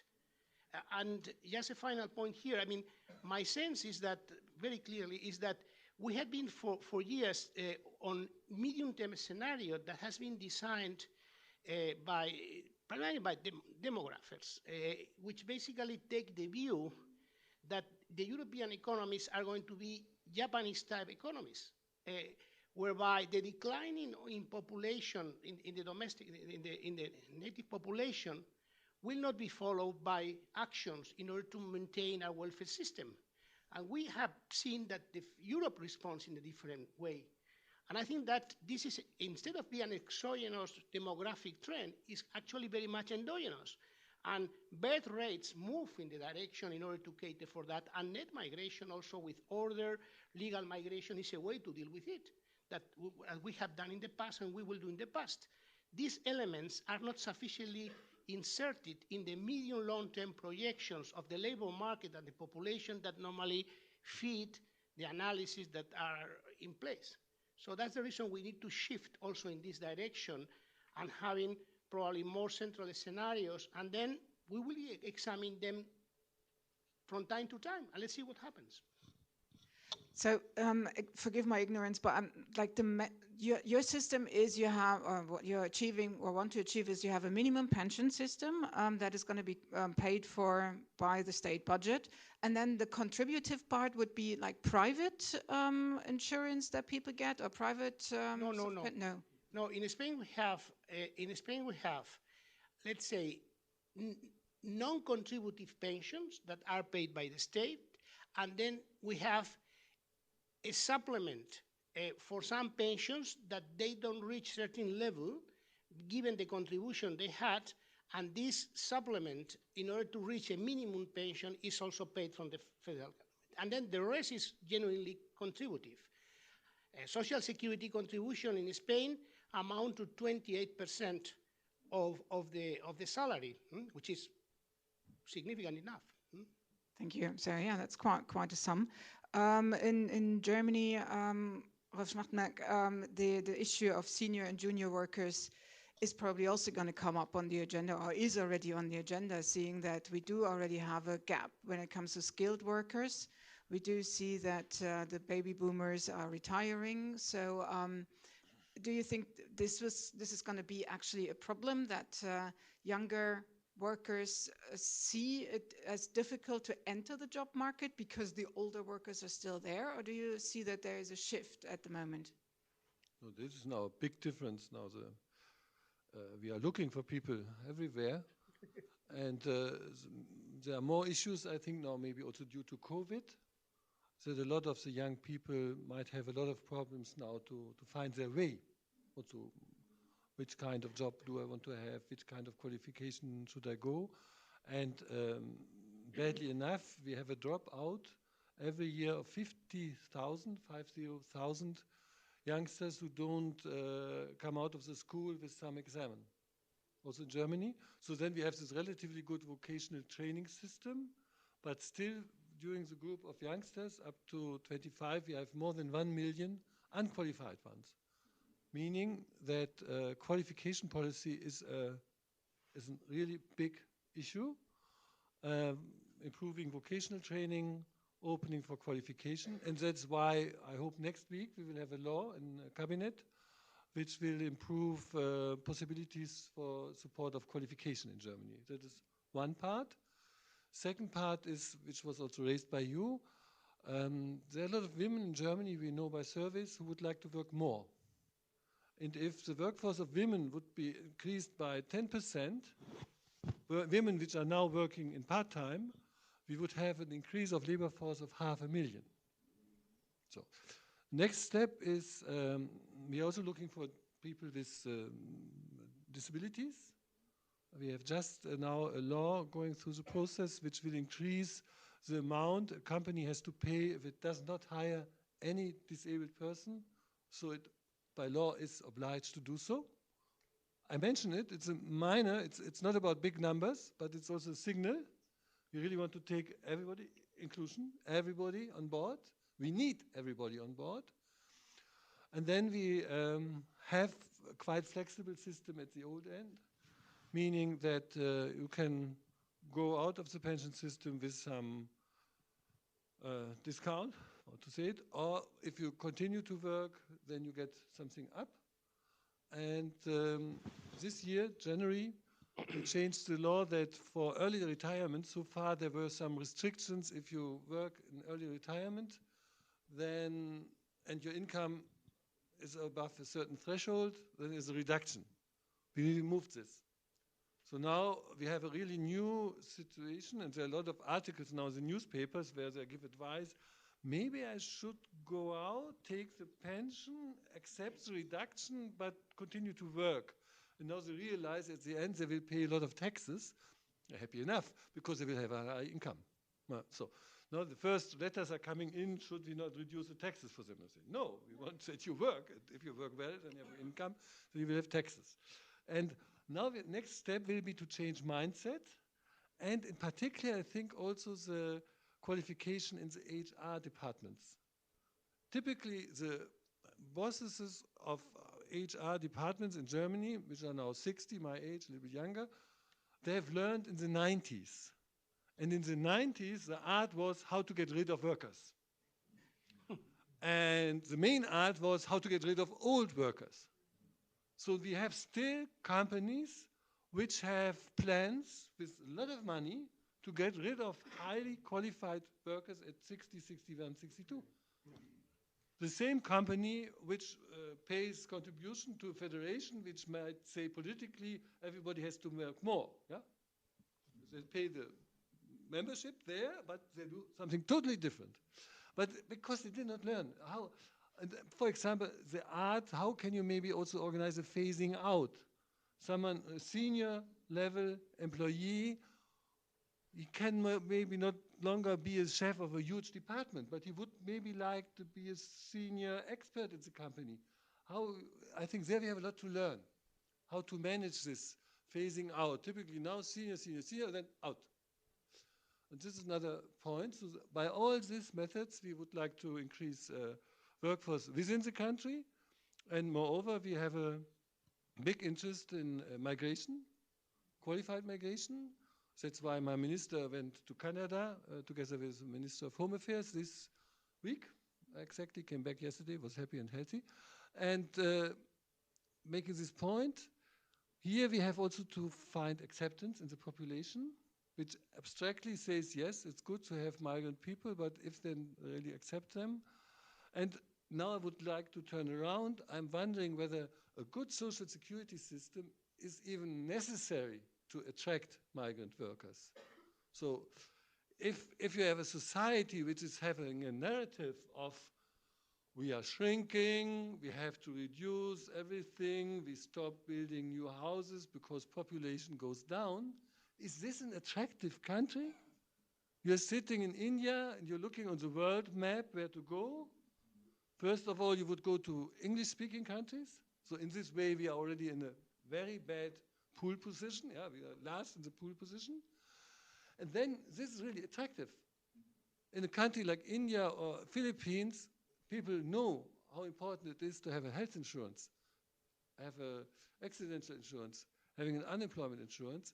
So here, a good pension system can become even an attractor. Definitely would be something to consider. Also, when you say changing the mind of HR people that have been trained in at a different time, I guess it's indeed the narrative that needs to change, and maybe that's also something where the Commission is active. You did mention this pension literacy idea, and I was wondering if this is something that the Commission, that your department might actually get involved in trying to improve the understanding of the pension system per se and how to best use it.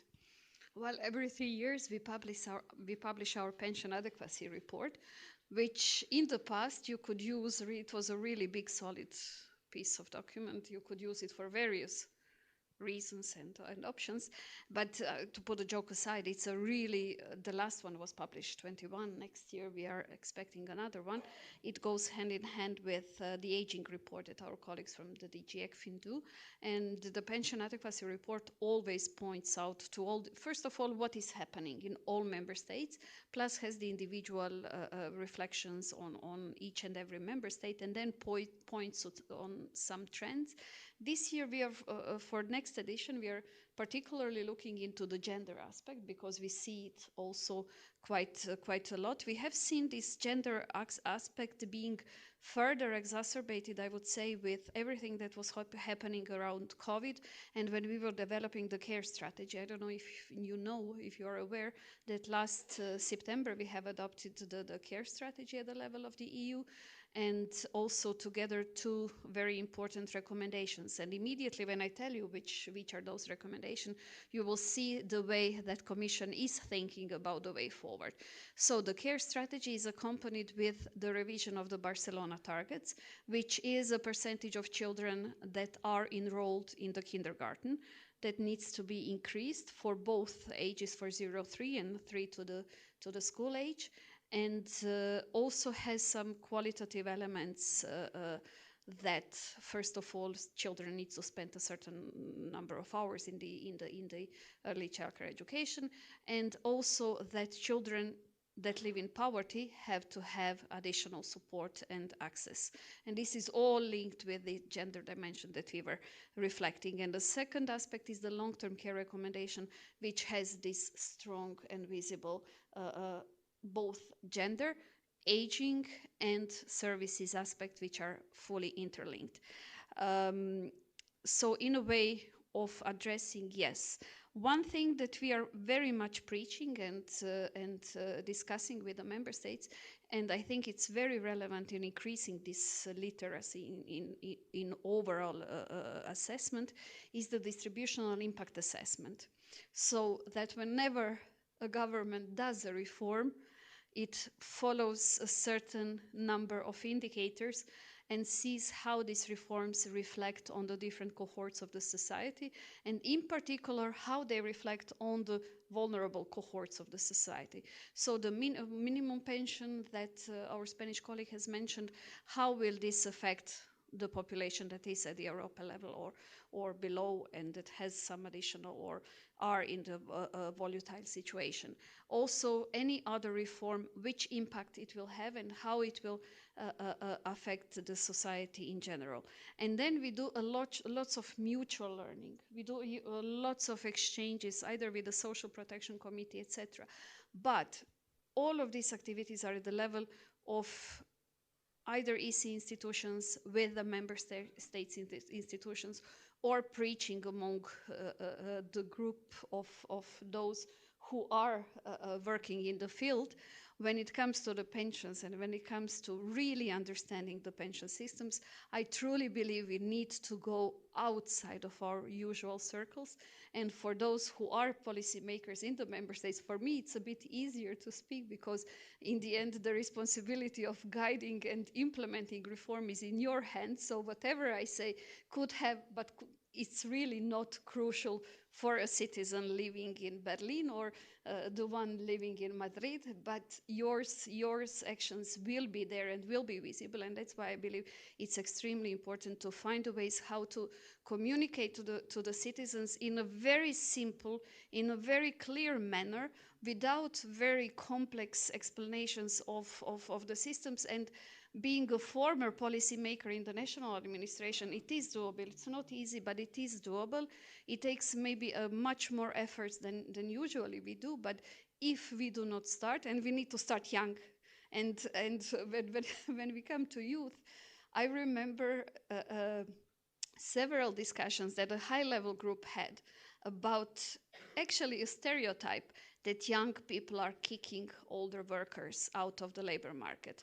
And all the members of group, which was 11 academics led by former Commissioner Diamantopoulou, have agreed that this is really not happening. And the ways that older and, well, you want to say that there is? In the 90s, of course. Yeah, maybe in the 90s when I was still studying, fortunately.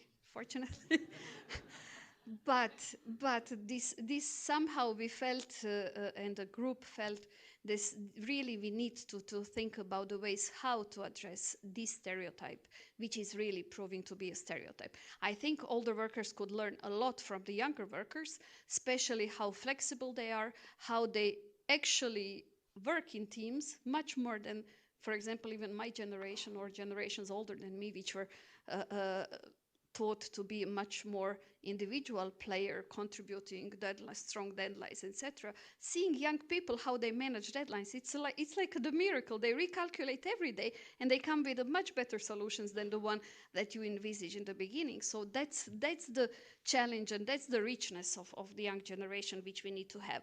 And on the skills, we must not forget the older workers when it comes to skilling. And is there a magic age? Is it like, I don't know, 55, 60, 62, or whichever age that we can still offer upskilling, reskilling, and trainings and any kind of acquiring of skills to the older workers? Maybe there is a potential in really motivating them to work longer, those who can.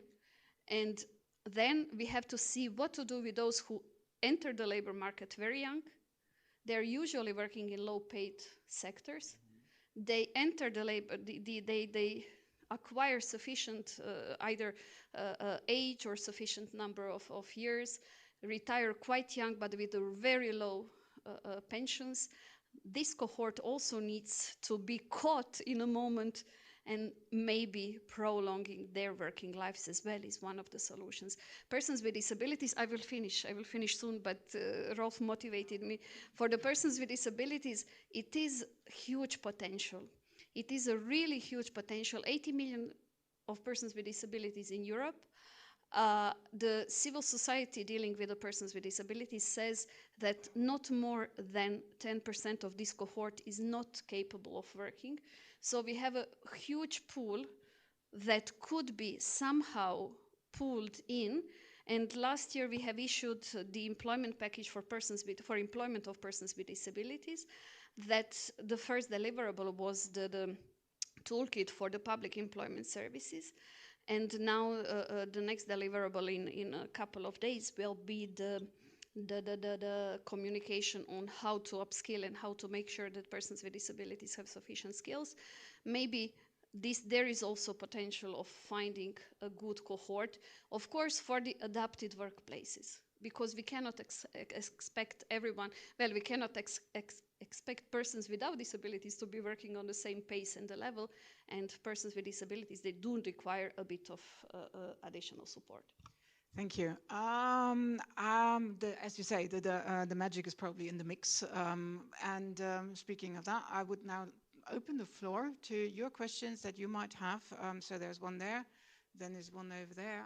Do we have a spare mic somewhere? So one, and then in the back. Go ahead. Thank you very much. Borja Suarez. Yeah, Borja Suarez from the Spanish Social Security Ministry. I would like to come back to the issue of gender gap. If we talk about the need of changing narrative, I think this is a very or particularly important issue, because well, in my view, the approach to this major problem from the perspective of Social Security has been very limited so far. So we have to be conscious that the problem that our Social Security system reflects in terms of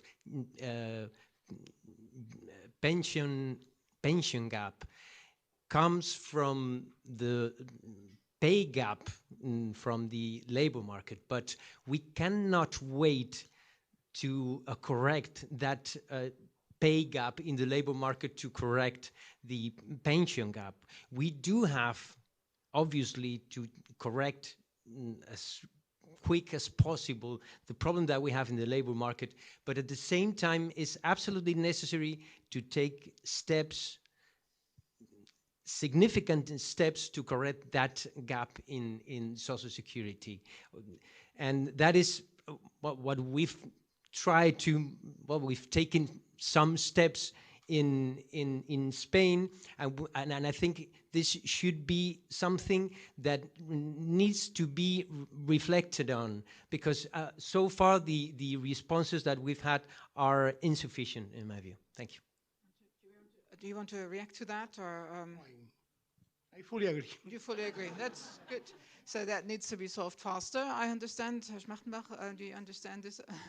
You see the same? Yes, I think it's both. No, you have to fight the reasons for the gender gap, but once it's done, when your life is done, you're 65, your work life is done, then in the pension system you have to reflect it, and for this we have 3-4 important measures within the German pension system. One is newly introduced basic income pension, which we introduced 2 years ago, which mainly reaches out to women and mainly in the east part of Germany also.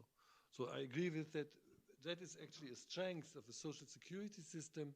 It's always a social system that within the system you can have also social redistribution, which is very important actually also that we have this pension for people who are no longer able to work.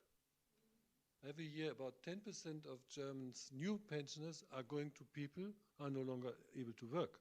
That's an important part of our system. Actually, it was the founding father Bismarck. He only made it for them, actually. This was a pension for people not longer able to work. So you said there's about 2 or 3 sort of elements in the German system. You mentioned the basic income, and what else would be there? Okay, so if you like the way you calculate the words for the others, so. So it's also the way you calculate the contributions into the system, that even when you're not working but raising a child, that would also count towards. One child could give 3 up to 5 points. What is then 200 euros or so? Yeah, like this. Just get the next question. There was one there and then one there. Thank you. Well, my name is Thorsten Gutke. I work for Soka Bau, which is the social fund of the German construction industry and also Germany's biggest IORP.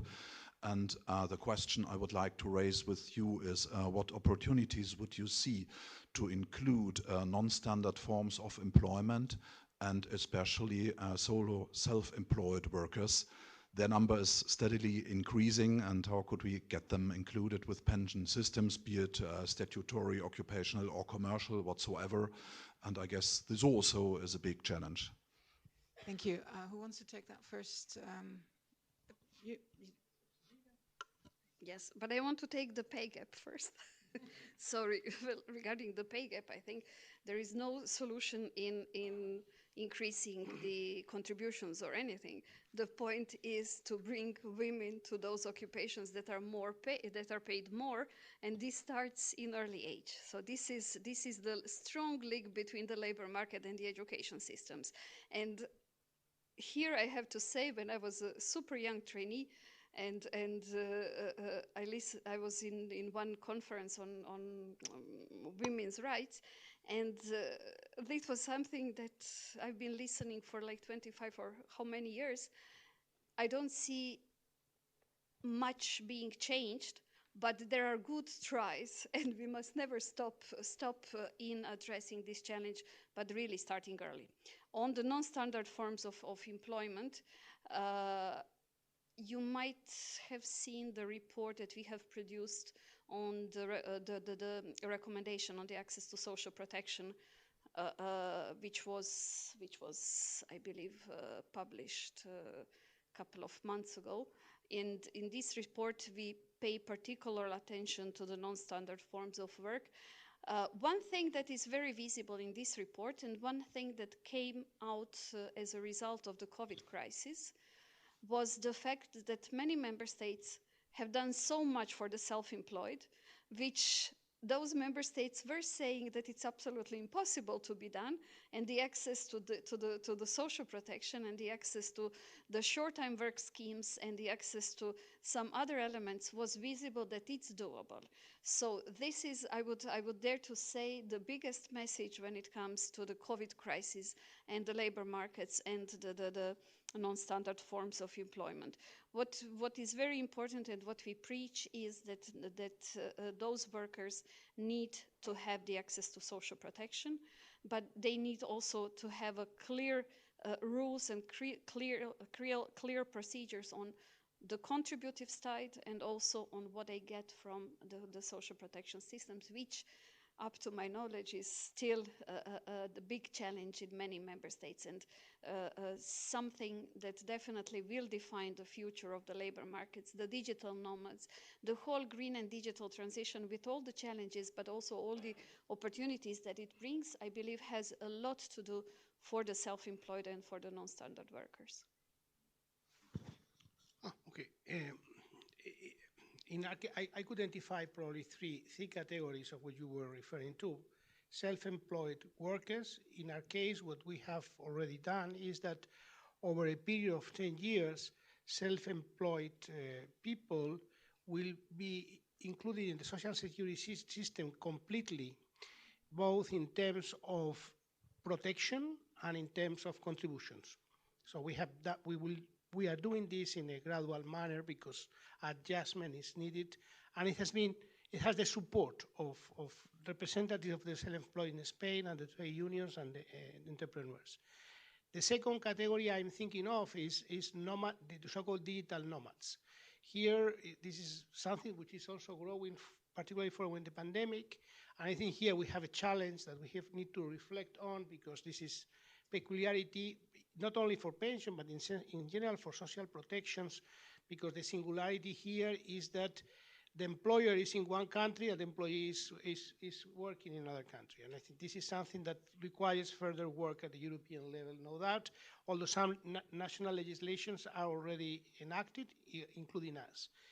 And the third issue, it has to do with cross-border workers. I would say that here I think there is already a framework in Europe for mutual recognition of pensions and protection, but still I think in terms of making probably more efficient and operative, there is some work, remains some work. Herr Schmachtenberg, haben Sie noch was dazu zu fügen? Yes, concerning self-employed, as I said, in Germany, it's on the agenda, the introduction of a compulsory old age provision for self-employed. We have to do this. Second, very important, I think, is the European Digital Platform Directive. Yeah. If this comes through, then I think we would close a lot of holes also for the future. So it's a very important topic. And the third is seasonal workers, where particularly in Germany we have also some very known to Sokabau specific rules which are not very good for social contribution, but it's somehow a compromise between different interests. So for short-term work in Germany, you can have an exception of social contribution. That's what I'm talking about. But maybe this could be also changed in the future. So there was one more over there. Yes, thank you very much. Yanis Nats from the European Social Insurance Platform, ESIP. Minister Escriva, you're going to be at the helm of the European Union in a few months. So what should Katarina and her colleagues, they are currently drafting the legacy paper, what they're going to hand over to their colleagues for the next mandate. What should the next Commission prioritize? What should be in the next mission letter of the next Nicola Schmidt, whoever that is, and whatever title the next commissioner has? And also for you, Rolf Schmachtenberger. Thank you. In my areas of responsibility, which are different, first, I think there are a number of directives to be perfected and to be finalized that in a way should be designed in a way in which the single labor market or the function of the European labor market is enhanced. And I think this from the European perspective, and particularly from a European Union perspective, I would say this is monetary union. This is a very important priority that we feel that we can make progress during our presidency. Then on inclusion, we very much want to push further discussions on guidelines on the European level of minimum income schemes, but also minimum income schemes that are not only perceived as grants, but also policies very much oriented to inclusion, and to inclusion and integration in the society and the labor market. And I would say, thirdly, on migration, I think we have the challenge of the Dublin agreement, the impact on the table, and we will try to go further in this direction. But there are also some other directives related that might be easier than the overall framework. But certainly, we want to be ambitious on this field, and something more tentative, but I think something we want to move, also to put on the table, is the idea of that enhancing, or giving a higher level at the European level on social investment. I think very much we we focus on physical investment, on fixed capital, which has, again, productivity gains associated and enhancing potential growth. But sometimes we ignore that, and this is something that it has been mentioned before, that the evidence is very clear that probably the most productive investment is that oriented to children and to the education and the capital, human capital of the children, particularly at the early stage. So I think if we really want to give a higher status to these investments, which are investments, actually, it's not only social expenditure, but social investment, we need to upgrade this in the European framework. Thank you. Thank you. Schmartmak, you want to add to that?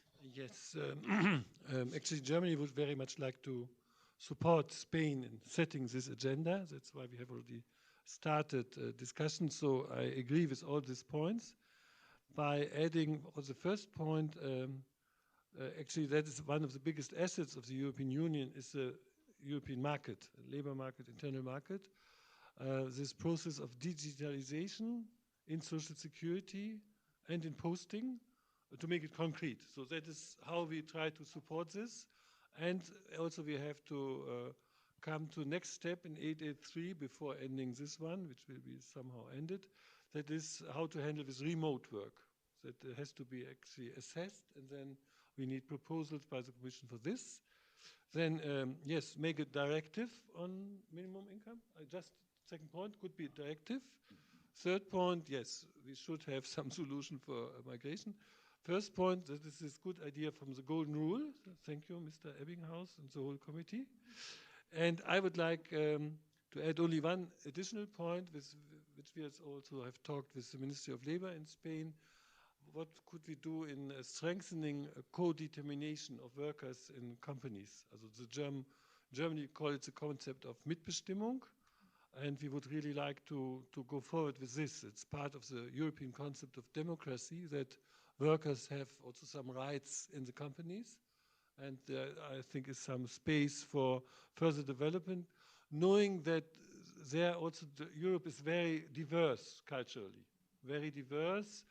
But to have a discussion, a better understanding of democracy at work, that would be the add on top we would like to. But we have already discussed with the Spanish Ministry of Labor, and I'm quite confident that they will put it on the agenda.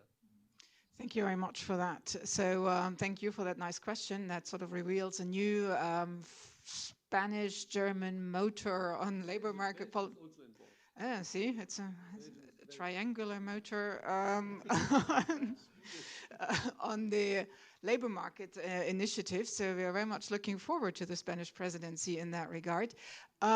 So for the Twitterati among us and those trying to sort of get the catchlines for these kind of events, maybe I can take a leaf out of Cynthia's book and ask you all for your last sort of statement and a message to take away, one sort of sentence that you want the audience to take away from this exchange, you know, sort of for putting it on the Mastodon, on Twitter, or wherever people share news on social networks now. Well, thank you. No particular sentences, just want to thanks for the priority put on or reflected, and which Commission will be happy to take further. Maybe not with the directive on the minimum income, but maybe some other directive could be in cooking, so let's see. And I truly believe that 883 will wait for the Spanish presidency somehow, so a difficult task. But anyhow, on the Commission priorities, definitely the implementation of remaining initiatives within the European Pillar of Social Rights. Please see the action plan and then which activities have not been implemented yet. There is not many that have not been implemented. We were quite good in delivering and delivering well. Lots of discussion still on how soft tools can help. What does mutual cooperation entails, and how can we step up the mutual learning is definitely one of the ways forward. But then we must not be afraid also of the legally binding initiatives. And I'm happy looking forward for this year when my directorate will be delivering on the European Disability Card, which is planned to be a legally binding initiative. So keeping the fingers crossed for the successful year. Thank you.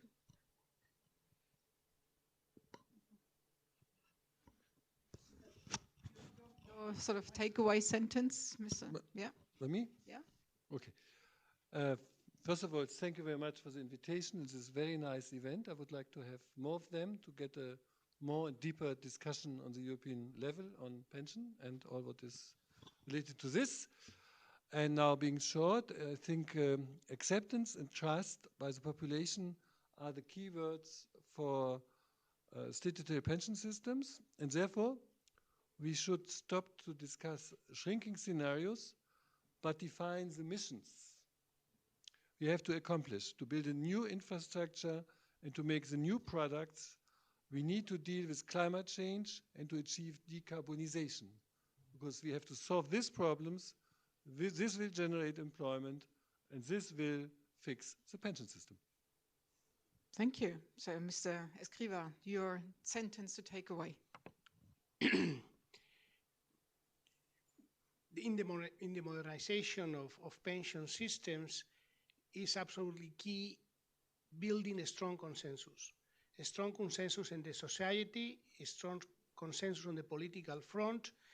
And I think this is the best contribution we can have for our society, our pensioners, or future pensioners, because this is the way in which what we do will be felt as lasting and, in this sense, credible to everyone. Thank you very much. So maybe join me in thanking the audience, everyone here on the panel. I want to thank you also for having given us the time and your attention, for SEPS for organizing this sort of report and this discussion, and then wishing you all a happy afternoon, hopefully not too wet. Thank you. Bye.